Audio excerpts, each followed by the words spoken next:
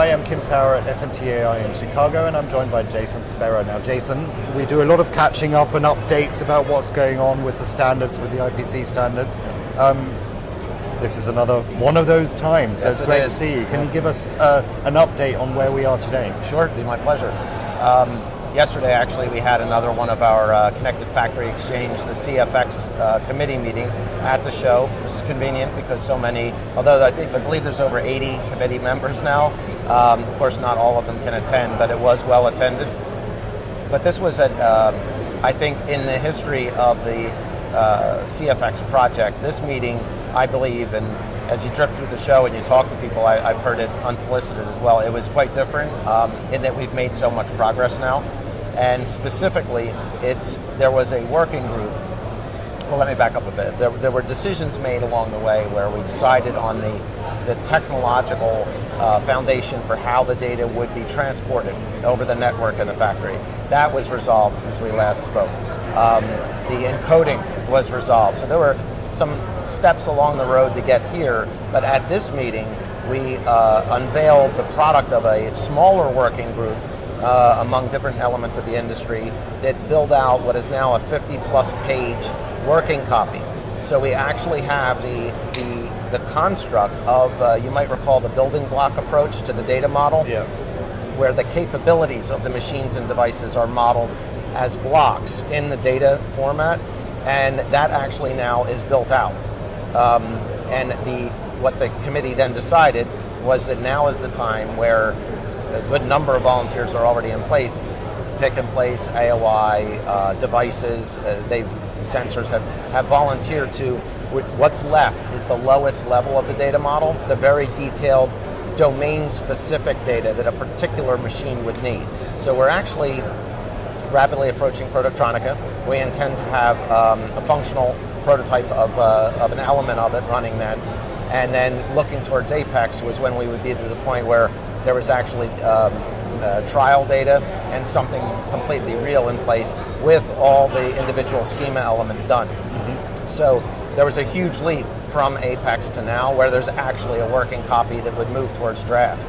So I think, there's a lot of us are extremely excited about it because that was a huge amount of work, and what remains is can be parsed out among many of the machine vendors to do in parallel to get us to the end of this project. Yeah, because last time we spoke, one of the issues we were facing, I think at that time, was that a lot of people thought that it was taking a long time to progress, but it sounds as though there's been some good progress made, and what everybody is waiting for is that prototype, that actual, physical proof of what you're going to be doing. So remind me again, you said you're going to have a prototype at Prototronica. A working element, and actually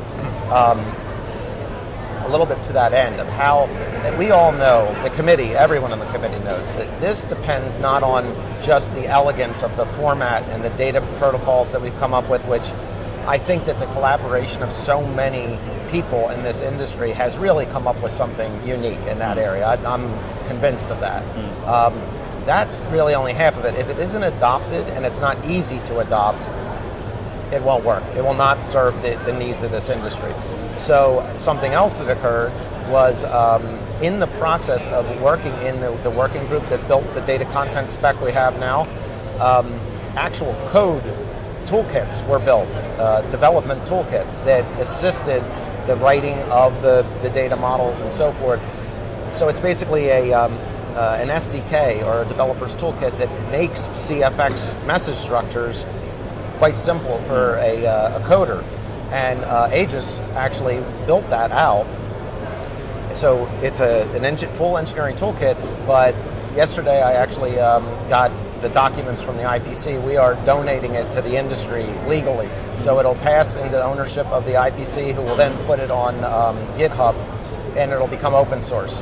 So what does this mean? It means that if you're a machine vendor, device manufacturer, you can take this engineering toolkit off the internet free, give it to your coders, and in minutes they can learn everything they need and actually use it to start transmitting CFX messages. Now, of course, they have to get the data into it. It's not magic, but all the kind of the block and tackle work of the learning how to code it, how to use the transport, that has basically been done through the toolkit. They don't have to use it, but what we hope is that once it goes open source, all the vendors in the industry will actually augment it and make it more and more powerful.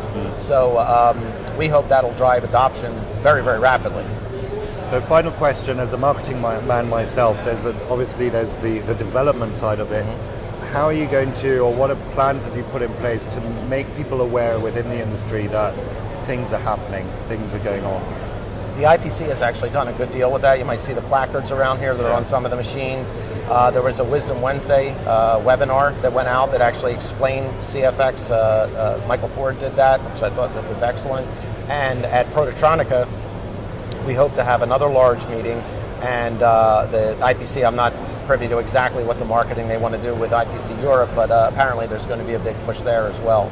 But I think in terms of getting the word out and people knowing what's going on, it will probably come perhaps as much from the machine side and people like Mentor Graphics and us, and the host system providers, because this is not just good for the industry, it's good for everybody, because this, as you know, the data interfacing issue is a giant one that just needs to be solved. We can't keep doing this in custom, one-off ways where nothing interoperates without customization. It has to end, and this will, if adopted in a widespread way, it will end that problem. Sounds like we're very close to that finishing line. Yep. Great to talk to you again and getting an update, so I'll be looking out for you in November at Prototronica. It's coming very quickly. Absolutely. Thanks, Thank you, Jason. Tim.